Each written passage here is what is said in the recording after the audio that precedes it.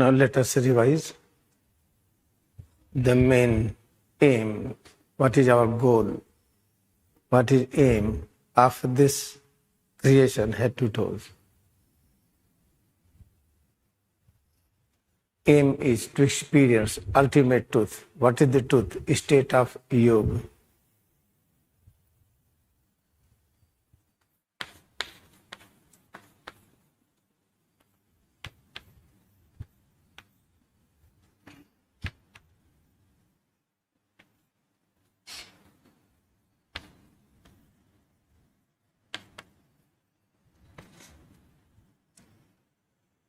Our aim is to experience truth.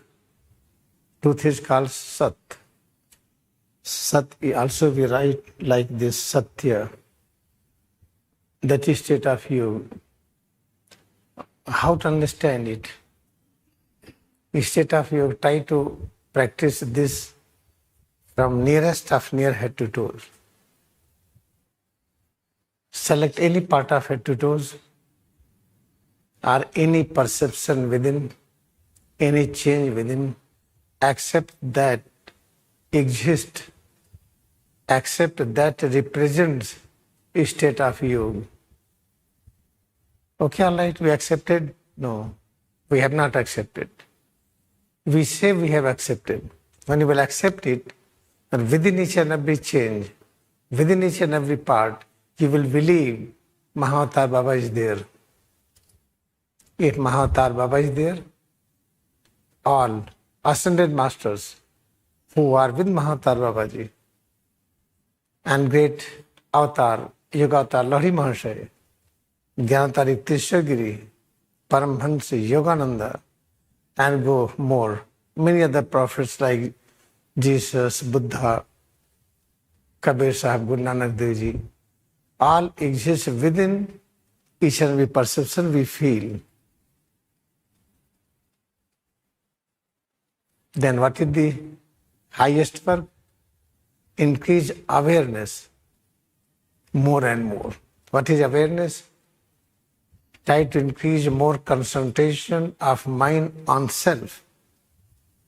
That's called increasing awareness. When we are increasing concentration, attention on head to toes, each and every part is the same. Why it is the same? Because in the right arm, or in left arm, or in right leg, or in left leg, take any part, right ear, left ear, whatever. Take a smallest structure of any part. Not only this, any perception, any changes we feel within any part, that represents a state of you. It means within there exist all things. I want ocean of knowledge. Ocean of knowledge means I want knowledge how to create anything, how to preserve the created things, and how to make a change. The knowledge of creation, preservation, change, we want it. How much? Ocean, infinite. Oh, that is there. Where? Within each and every perception, whatever we feel, within each and every part of head to toe, there exists complete knowledge. Not only complete knowledge, complete power. The knowledge power brings realization of a state of yoga. It means no fight. A state of yoga means absence of fight and war. For this kind of practice, when it will spread everywhere, it will reach. In each form, you will realize war will stop from the face of this globe. Then we will realize manufacturing of weapons is unnecessary work. Then we will not have any fear with any country. Let us China, Japan, Tibet, Bangladesh, Pakistan, Afghanistan, many other countries, all countries, United States of America, Canada, South America, let all countries should join and become one country. In future, this is going to happen. Future does not mean tomorrow. Yes, you can say tomorrow. And tomorrow will come the next tomorrow. Again, next tomorrow will come the next tomorrow. Means one day we'll realize the all boundary wall among nations will dissolve. Now this will be unnecessarily work. Passport, visa, custom, immigration. The whole consciousness of human being is moving towards that direction. The birth of Kriya Yoga on this planet through Yogavtar Lahiri Mahasaya, it represents. Now we have journey of human consciousness towards this aim to experience a state of yoga. You know, you have to remove boundaries among the nations. Boundaries of all kinds. This is the important point. अच्छी तरह से याद रखिए, हम फिर अपने लक्ष्य पर आ जाए. हमारा लक्ष्य क्या है? सिर से पैर की उंगली तक ये जो प्रकट हुआ, इसका लक्ष्य क्या है? बड़ा आसान है. लक्ष्य है योग. योग जो अभ्यास कराया जाता है, समझे कि योग अगर वास्तव में इसकी लंबाई अनंत है, तो जो हम ट्रेडिशनली देखते हैं, लोग करते हैं, कराते हैं, तरह तरह के आसन और सांस के व्यायाम आदि के रूप में, वो अनंत अगर इसकी लंबाई है योग की, तो उसका एक पॉइंट होगा, वो इससे ज्यादा नहीं. और एक पॉइंट को सब कुछ मान लीजिए तो मेंटल बीमारी होती है. इसे बहुत ज्यादा जो आसन करते हैं, बहुत ज्यादा जो श्वास की क्रियाएं करते हैं, मेंटल हो जाते हैं. तो अब मानव जीवन का लक्ष्य क्या है? योग की अवस्था को पाना. योग का अर्थ क्या है? दूरी की शून्यता. दूरी की शून्यता, ठीक है, चलिए अभ्यास करते हैं. कहाँ से शुरू करेंगे? निकटतम से. जैसे हमको चलना है, यहाँ से वहां जाना है, तो कहाँ से चलेंगे? निकटतम जगह से. निकटतम जगह यही है, तो यहाँ से चलेंगे. तो सिर से पैर की उंगली तक के जो निकटतम अस्तित्व है, इसी में एकाग्र हो जाइए. और स्टेट ऑफ योग चूंकि अंतिम स्थिति है जो हम पाना चाहते हैं, जिसको सत्य कहते हैं, जिसको सत्य कहते हैं, जिसको ट्रुथ कहते हैं, तो चूंकि ये ट्रुथ कभी मरता नहीं, समाप्त नहीं होता है, सत्य सार्वकालिक है, तो सिर से पैर की उंगली तक इसको जब अनुभव करिएगा तो ये जुड़ा हुआ है. किससे जुड़ा हुआ है? सत्य से, ट्रुथ से, स्टेट ऑफ योग से. योग को ही सत्य की अनुभूति कहते हैं, सत्य की अनुभूति कहते हैं, ट्रुथ कहते हैं. ठीक है, हेड टू टोज ये जुड़ा हुआ है योग से. तो इसका अर्थ क्या हुआ? इसका मतलब ये है कि जुड़ा हुआ किससे? सब चीजों से.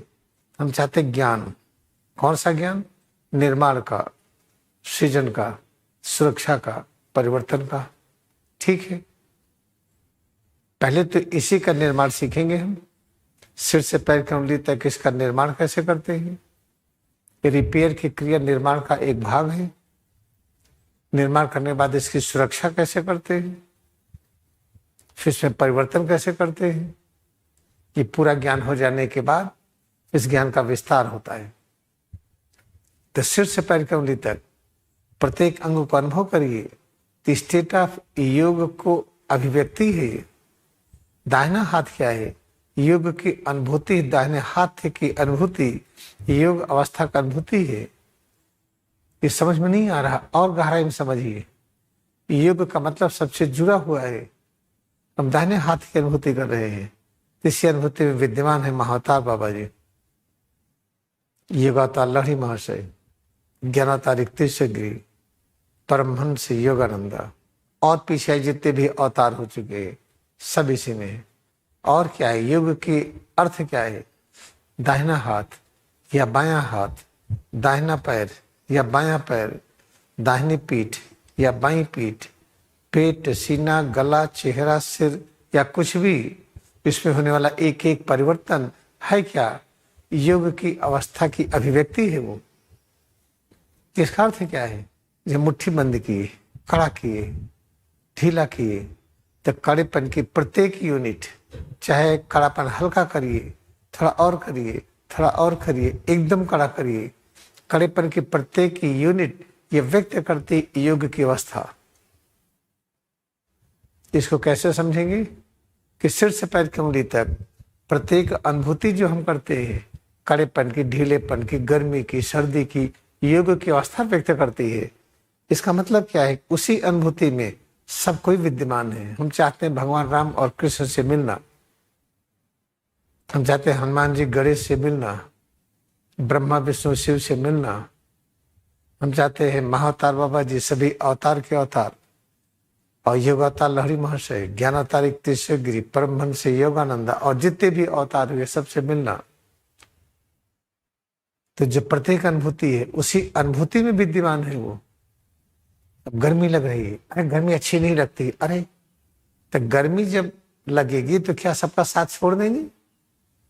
कभी महाअवतार बाबा आ जाए, कहे चलिए हम लोग जून में चलते हैं, चलते टहलते हैं 5 किलोमीटर, अरे कहते नहीं गर्मी नहीं जाएंगे, हमको एयर कंडीशन चाहिए। ऐसा क्या करेंगे आप? कृष्ण आ जाए, राम आ जाए, बुद्धा आ जाए, जीसस आ जाए, कोई भी अवतार आ जाए, और हर अनुभूति में है। तो जो गर्मी लगती है उसमें भी वही है, जो जाड़ा लगती है उसमें भी वही है। जाड़ा की भिन्न भिन्न स्थितियों में है, गर्मी की भिन्न भिन्न स्थितियों में है। जहां पर आप बैठे इस क्षेत्र में 6 ऋतुएं होती हैं, प्रत्येक ऋतु की अनुभूति में वही है। हमको कितने तरह से इनको अनुभव करना है, अनगिनत।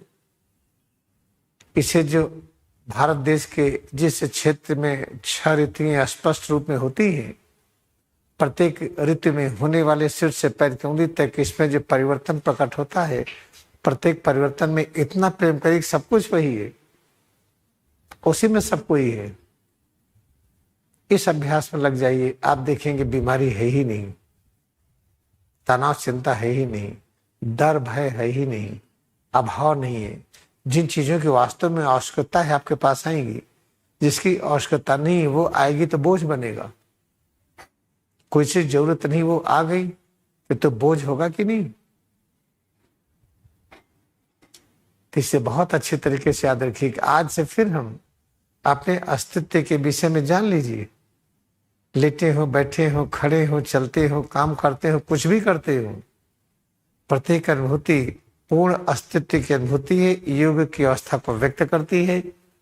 वही सच है, वही सत्य है, वही सब कुछ है, सब कुछ वही है।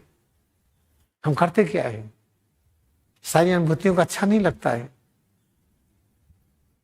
आपको पता नहीं होगा, मगर 2 मिनट भी जब ध्यान में जाता हूं तो उसके बाद हमारी स्थिति होती नहीं कि हम खड़े हों या चले या बोले, लेकिन बोलता हूं मैं, चलता हूं मैं, तो धारा प्रवाह बोलता हूं, लगातार चलता हूं। तो अगर उस स्थिति की जिसको अनुभव करने पर न हम उठ सकते हैं, चल सकते हैं, न बोल सकते हैं, और उससे हम अनंत प्रेम न करते तो हम तो क्लास ले ही ना पाते, हम क्लास लेने की स्थिति में नहीं होते। संपूर्ण अनुभूतियों को हम योग स्थिति के रूप में स्वीकार कर लेने की वजह से ही हम आपकी सेवा कर पा रहे हैं। इसको याद रखिए। आप सबसे विनम्र निवेदन है कि इसका अभ्यास शुरू करिए फिर से, कि मत सोचिए बहुत दिन बीत गया, ऐसा सोचिए ही मत। आज से शुरू करिए। आज की यह स्थिति, ये मोमेंट योग की अवस्था को व्यक्त करता है। अतीत, वर्तमान, भविष्य इसी वर्तमान से जुड़ा हुआ है। इस मोमेंट में जो भी आपका टाइम हो, अरे उठो जी, देखिए नाराज हो गया। हाँ, 8:04 हुआ है। इस 8:04 पर इसी में पूरा अतीत जुड़ा है, इसी क्षण पूरा भविष्य जुड़ा है। तो हर मोमेंट का स्वागत करिए। कैसे करेंगे स्वागत? हर मोमेंट अपनी संपूर्ण सामर्थ्य लगा दीजिए अपने को अनुभव करने के लिए। बस इतना ही तो हम कह रहे हैं। जो अनुभव उसको सुख दुख न कहिए, न सह पाइए बैठ जाइए, न सह पाइए लेट जाइए। अब पता, ध्यान की अवस्थाओं में जब इंद्रियों के परे हो जाते हैं तो पैर चलने की स्थिति में नहीं होते हैं। अगर पैर जब चल न सके तब भी आप दौड़िए तो इसका मतलब कि हमने प्रेम करना सीख लिया है। ध्यान की गहराई स्थिति में आप बोल नहीं सकते। अगर ध्यान की गहराई स्थिति में जब वाणी रुक जाती है तब भी आप धारा प्रवाह बोल करके सेवा कर सकते हैं। वही स्थिति चाहिए। तब आप अभ्यास करेंगे गाइडेड मेडिटेशन से। उसके पहले मैं थोड़ी चीज बता दूं जिससे आपको फिर विश्वास हो जाए कि होली साइंस सर्वश्रेष्ठ सदग्रंथ है। वर्तमान में होली साइंस में लिखे हुए ज्ञान के आधार पर जिसने जीवन व्यतीत किया, योगी कथामृत में उनके बारे में लिखा है। I want to give you some interpretation, something, some message, and will prove that Holy Science is the biggest, largest, complete scripture of the modern time. Principal philosophy given Holy Science is practiced by many. All the great persons who practice and realize the oneness with God, about them is written very well in Autobiography of Yogi.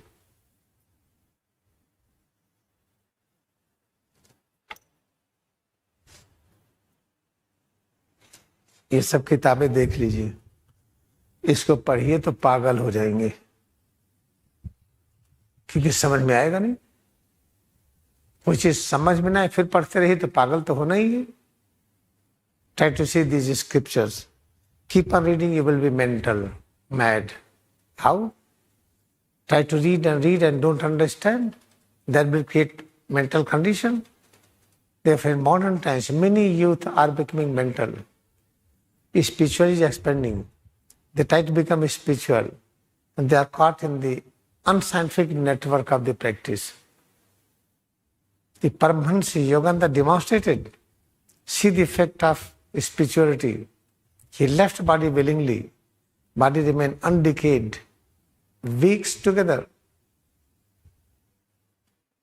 जब पता चल गया कि परमहंस योगानंद लहरी महाशय के द्वारा दिया हुआ क्रिया योग होली साइंस में जो लिखा वो सब पूरा अभ्यास की पूर्णता में आ गए और दिखा के चले गए, देखो हम साक्षात से शरीर छोड़ रहे हैं, चैतन्य अवस्था में प्रसन्नता से, और शरीर ऐसे इसमें हफ्तों पड़ी रही, कोई दुर्गंध नहीं आई।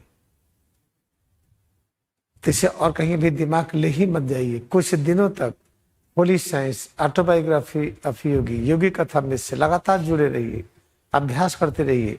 कुछ दिनों के बाद जो भी पढ़ेंगे, भले ही उसका अनुवाद कूड़ा करकट की तरह लिखा हो, लेकिन आप उसको ठीक कर देंगे।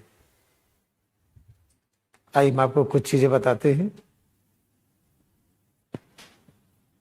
अपने देश में जगह जगह पर श्री भागवत पुराण का पाठ होता है।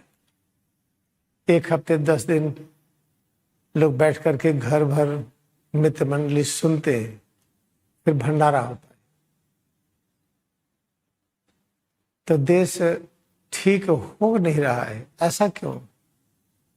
जिस देश में ब्रह्मा विष्णु शिव की पूजा होती है, हनुमान जी गणेश हो, माँ के दिव्य 9 रूपों की पूजा होती हो, उस देश में समस्या क्यों है?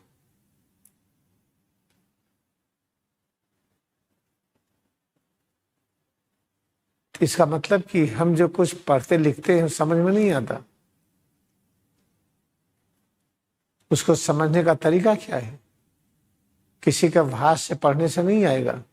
जब क्रिया योग ध्यान करेंगे आप, वही श्री भागवत पुराण, वही महाभारत, वही श्रीमद् भगवद गीता और जितने भी सदग्रंथ है, रामायण, रामचरितमानस, गुरुवाणी, गुरु नानक देव जी की, कबीर साहब के जो दोहे हैं वो, या लॉर्ड बुद्धा की शिक्षा, महावीर स्वामी की शिक्षा, सब चीजें समझ में आने लगेंगी। कैसे? जब क्रिया योग ध्यान करेंगे, क्रिया योग से जुड़ेंगे तब। I want to give a clear concept. Let us think of this India where we are. Here we have concept of Brahma Vishnu Shiva, but what are they are doing? Aim of all prophet of all ages and land is only one: journey from ignorance to all pervading wisdom. That means they are not working. All divine mothers we worship in India in 9 forms, by many other kind of worship like Hanumanji, Ganesh and many other things. And this is most surprising. What are they doing? Why India is not becoming peaceful and wise nation? Why there is a problem? Why we have police? If Brahma, Vishnu, Shiva is there, we don't need police.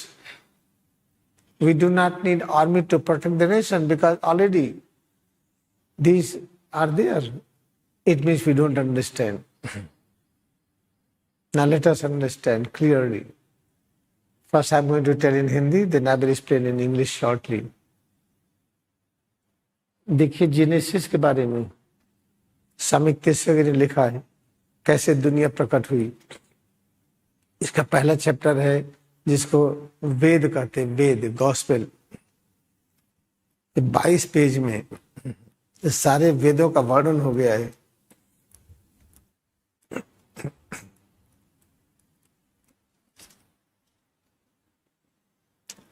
अध्याय 1 वेद, अध्याय 125 number page number से शुरू है।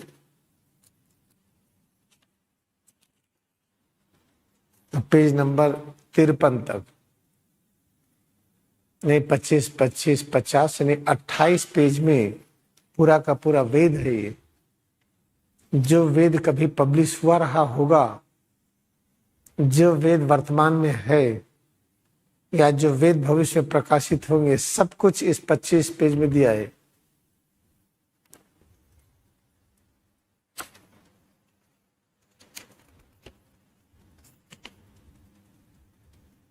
पच्चीस 3 28 page में, यानी 14 पन्ने में पूरा वेद दिया हुआ है। और वेद पढ़ना बंद करिए थोड़े दिन तक, ये समझ में आ जाएगा तो सारे वेद समझ में आ जाएंगे। ऋग्वेद क्या है, आयुर्वेद क्या है, सामवेद क्या है, अथर्ववेद क्या है। जब समझेंगे तो सब समझ में आ जाएगा। इसको समझते ही, इसमें जो प्रैक्टिस दिया हुआ है उसको करते ही गीता के हर श्लोक का सही अर्थ आ जाएगा। महाभारत क्या था ये भी आएगा। फिर पता चला था कोई लड़ाई नहीं हुई थी।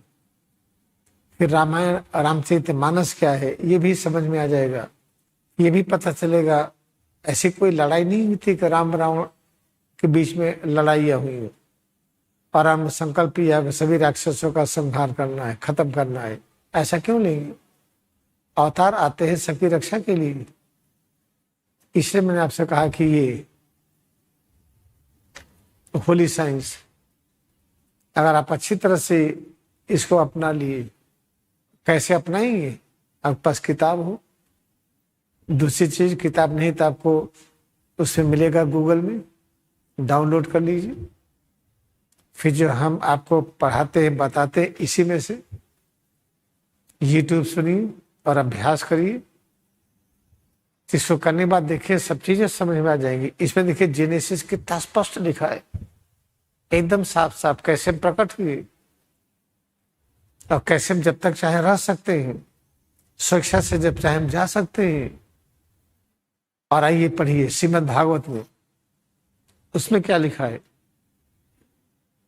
कि ब्रह्मा से एक राजा थे, क्षत्रिय राजा कश्यप, वो प्रकट हुए। कश्यप ने 2 शादी किया, अदिति और दिति से। अदिति से देवता प्रकट हुई, दिति से राक्षस प्रकट हुई। तो जो प्रकट हुए वो सब कौन थे? वो ये कहा गया विष्णु ही अवतार लिए राक्षस के रूप में। आप पढ़िए श्रीमद् भागवत में आपको मिलेगा। इस सब विष्णु के अवतार कहे जाते हैं। हिरण्यकश्यप, हिरण्याक्ष, ये सब हयग्रीव, ये सब विष्णु का अवतार कहे जाते हैं। इनको मारा कौन? विष्णु ने मारा। जो कश्यप और दिति के संयोग से जो संतान प्रकट हुई यही उनको मारा। ये सब क्या लिखा हुआ है? अवतार होते हैं मारने के लिए, ये सब लिखा हुआ है। वही कल्पना करते हैं कि अवतार होगा सबको मार मार के ठीक करेंगे। हमारे दिमाग में ही अवतार होगा तो मार मार के ठीक करेंगे। तो इसे मार काट हो रही है।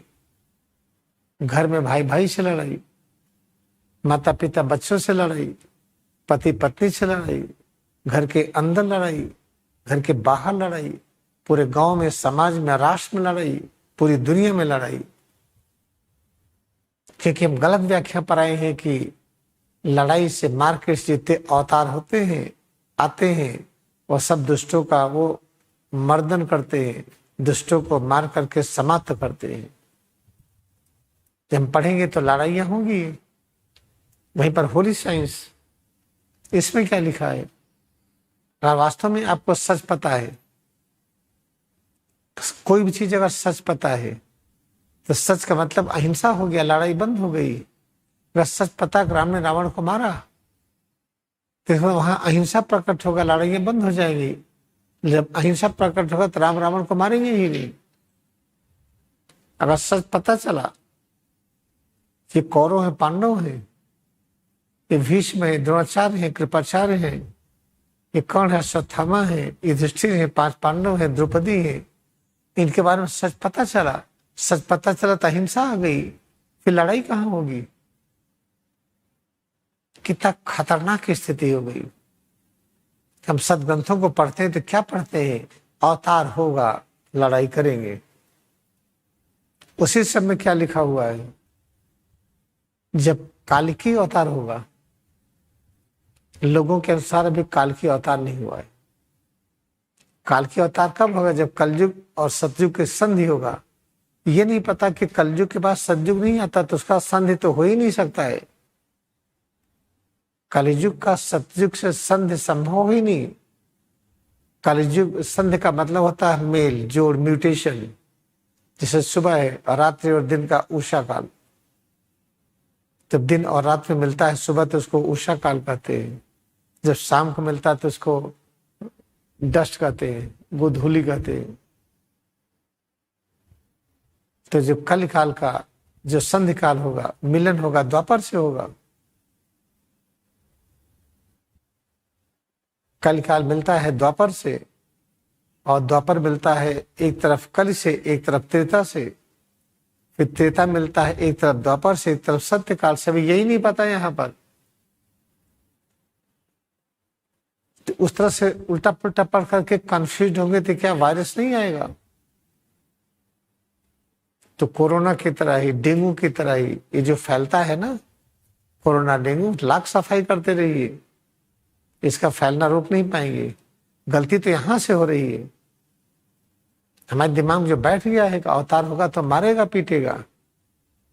और देखिए क्या क्या लिखा गया है कि विष्णु भगवान लक्ष्मी को देख करके मुस्कुरा दिए। लक्ष्मी कहती है ऐसा अंदर माया आ गई, हमारे रूप पर मोहित हो गए, मैं श्राप देता हूं तुम्हारा सिर कट जाए। बताइए, ये लिखा हुआ श्रीमद् भागवत में। जब विष्णु ने लक्ष्मी को देखा, लक्ष्मी की विद्वता पर खुश हुए थे, उसकी उनकी शक्ति पर खुश हुए थे, मुस्कुरा दिए थे। लक्ष्मी क्या कहते हैं, अरे आप पथभ्रष्ट हो गए, हमारे रूप पर आकर्षित हो गए आप, इसे मैं श्राप देती हूं कि आपका सिर कट जाए। और जब सिर कट गया तब क्या हुआ? त्राहि त्राहि हो गई कि विष्णु का ही सिर कट गया। फिर वही देवी कहती है चिंता मत करो, एक नीले रंग के घोड़े का सिर ले आओ। तो नीला घोड़ा का सिर मंगाया गया और जब विष्णु के शरीर में जोड़ दिया गया तो उसे कहते हैं हाय ग्रीव अवतार। बताइए, फिर हाय ग्रीव अवतार ये हुआ क्यों ऐसा? क्योंकि कश्यप की जो एक शादी हुई थी दिति से, उससे राक्षस पैदा हुए थे जिनका नाम हयग्रीव था। इतना मजबूत, इतना मजबूत, इतना ताकतवर, सारे देवताओं को परेशान कर रखा था, देवताओं के साम्राज्य को छीन लिया था, वेदों को विनष्ट करके छिपा करके समुद्र में दबा दिया था। जब त्राह त्राह मचने लगी तब उसको चूंकि इतना मिल चुका था आशीर्वाद, इतनी शक्ति मिल चुकी थी, कहीं मरेगा ही नहीं वो, न जल में, न थल में, न यहाँ न वहां। जिसको आदमी मार पाएंगे, न देवता न राक्षस, कोई नहीं, न कोई हथियार। तो फिर हयग्रीव ने क्या मांगा था तपस्या करके, हमारा वध कोई न कर पाए। नहीं भाई, ये तो संभव नहीं है, हमारी मृत्यु न हो। कहने संभव नहीं, मृत्यु तो होनी है। कहें ठीक है, हमारी मृत्यु हयग्रीव के द्वारा हो। है का मतलब घोड़ा, ग्रीव का मतलब गर्दन, तो हयग्रीव उसी का नाम था। तो तय हो गया कि अपने को मारेगा नहीं, इसे अमर सोचता था। तो कहानी बनाएगी कि हयग्रीव को इस तरह से प्रकट हुआ, लक्ष्मी ने श्राप दिया तो विष्णु का सिर कट गया। फिर जब हाहाकार हो गया तो लक्ष्मी कहती है कोई बात नहीं, चिंता न करिए, नीले रंग के घोड़े का सिर लाइए, इस पे जोड़ दीजिए। ये हयग्रीव विष्णु के अवतार, एक हयग्रीव राक्षस, तो ये हयग्रीव नाम का उस हयग्रीव का वध किया।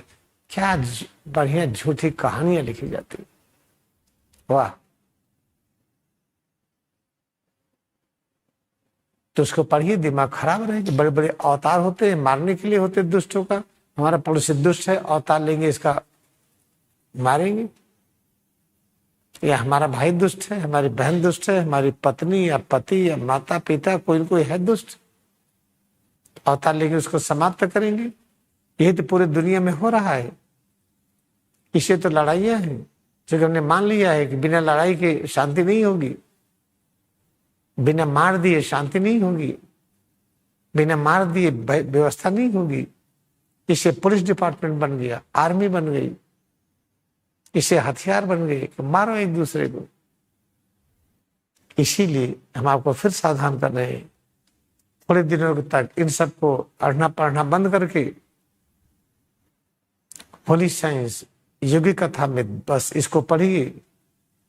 इन सब का अभ्यास हम रोज करा ही रहे हैं, उसको यूट्यूब में भी दे रहे हैं, उसका अभ्यास करिए। आश्रम में है जहाँ खाना पीना जो बनता है बहुत मेहनत से सोच के बनाया जाता है। पूरी दुनिया में सबसे अच्छा स्वास्थ्यवर्धक खाना दिया जाता है यहाँ पर। सुबह जो चाय पीते हैं, आप नहीं जानते कितनी मेहनत से बनती है। जो बहन जी बनाते हैं उनसे पूछ के देखिए, उनकी मदद करिए, कैसे बनता था आपको पता चलेगा।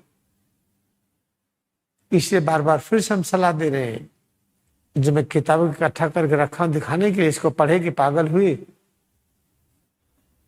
महाभारत पढ़े कि पागल हुए कि अर्जुन ने तीर मारा और भीष्म पिता उनके ग्रैंडफादर बाणसैया पर आ गए। बताओ, कहीं ग्रैंड सन तीर मार करके अपने ग्रैंडफादर को बाणसैया पर लाना चाहिए? कितना भी गलती हो, पैरों पे गिर जाना चाहिए कि हम तो कुछ नहीं करेंगे, हमारा प्राण चला जाए, लेकिन हम अपने पितामह को ग्रैंडफादर पर वार नहीं करेंगे। यह सत्प्रवृत्ति। तो जब आप इसका भी मैं व्याख्या करूंगा ना हयग्रीव का, आपको बड़ा मजा आएगा। तो आप सोचेंगे हे भगवान, हम भी हयग्रीव हो जाते। जब मैं राक्षस की व्याख्या करूंगा तो आप लगेगा हे भगवान, राक्षस तो बड़े अच्छे होते हैं, हमको राक्षस ही क्यों न बना दीजिए। जब व्याख्या करेंगे राक्षस का तो आपका मन करेगा हम राक्षस हो जाएं। देवता की व्याख्या करेंगे आप लोग हम देवता हो जाए। अगर हम व्याख्या करेंगे पिग की, सुअर की, तो लगेगा हम सुअर हो जाते, ज्यादा अच्छा था। इसे क्रिया योग ध्यान करके अपनी बुद्धि को क्रिया योग से जोड़ दीजिए। जितना मिस इंटरप्रिटेशन है उनको ठीक करने की सामर्थ्य आपको हो जाएगी। Let me explain about some scripture why we have the problem. These scriptures, these textbooks are there. I'm just giving the compact translation in English. You know, the Lakshmi is called the wife of Vishnu. Lakshmi means having no lust, absence of lust, full of knowledge, power and peace. And Vishnu, when he saw the Lakshmi, he smiled. What Lakshmi imagined. Now Vishnu, my husband, now has become the wrong person. He has got attraction on my face, on my body. Vishnu means absence of attachment, aversion, absence of likes and dislikes. Vishnu means only love of God. But he smiled after seeing me. It means now he has lost his path. Then she cursed. Let your head should.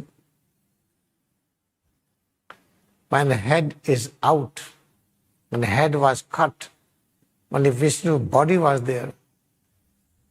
Without Vishnu there is no protection in the cosmos. Then everywhere there was a chaos.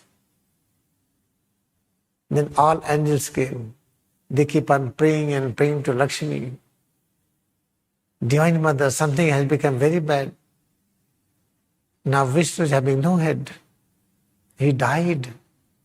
How we will survive? She said, do not worry, do not worry. She called Brahma. Brahma, come here. Brahma went. And she ordered Brahma, tried to bring the head of a horse. Horse should be blue in color. The Brahma cut the head of the horse. The head was blue in color. Then they put that head in the body of Vishnu.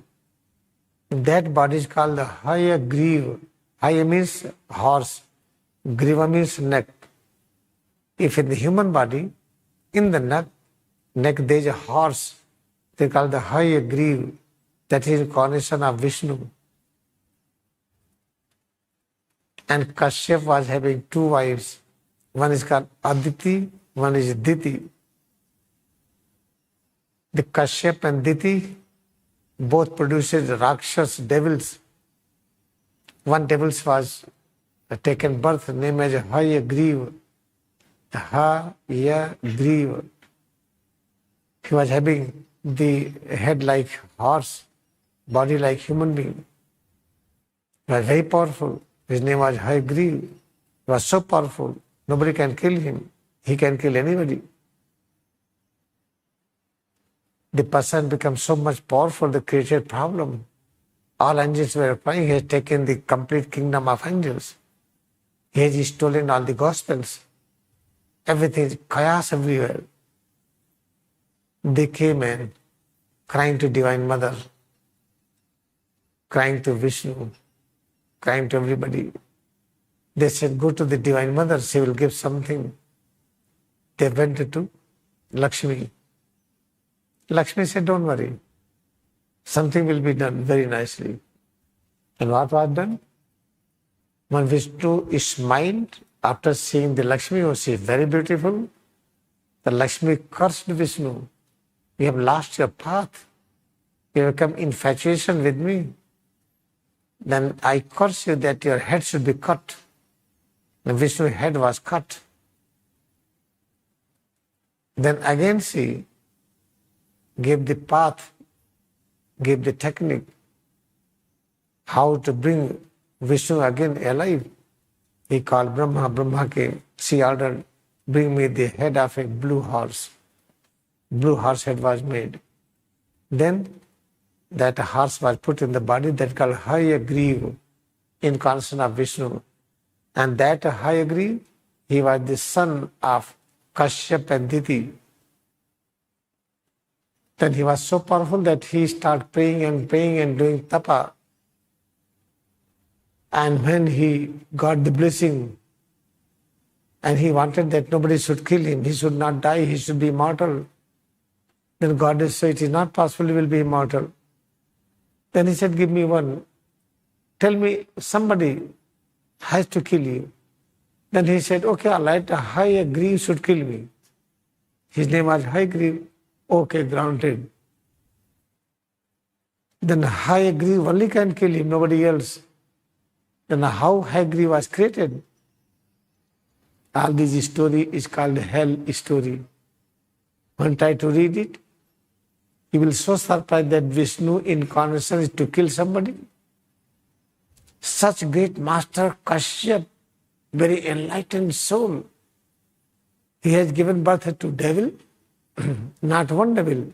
Many devils were born. How many marriages he did? Very surprising. The Kashyap and Diti, Kashyap and Aditi, all the worms, the scorpio, crocodile, tiger, panther, all were born from them. Can you believe? That human being is going to give birth to a scorpio and the snake and the crocodile? Such a horrible, false story created. And we just read it 1 week. Somebody will give a lecture, they will read 1 week, 10 days. Oh, very nice, very nice. After that, they will have big feast. This is the cause of the downfall of human kingdom. Because present Dwapar Yuga is called Ascension Yuga, spiritual age. If it is glory of Mahavatar Baba is flowing through the Lahiri Maharshi, shining through Lahiri Maharshi, same thing packed in the holy signs. Same thing was spread by Gyanatari Tishyadi Paramahansa Yogananda. Therefore again I request all of you, do not waste your time in reading here and there. First practice Kriya Yoga meditation, become one with the Kriya Yoga, then you can interpret anything. When I will give interpretation one day nicely, then you will have great desire, I want to become devil. Oh, devil is very good. When I will interpret then, when I will interpret angels, so angels very good, I want to become angel. Moment you think I want to become devils and angel both, then you reach to the height, otherwise not. This is important things. What I explained, that is wastage of time. But it has given an idea, a thought, a concept, important lesson that you have to follow holy science and autobiography of Yogi.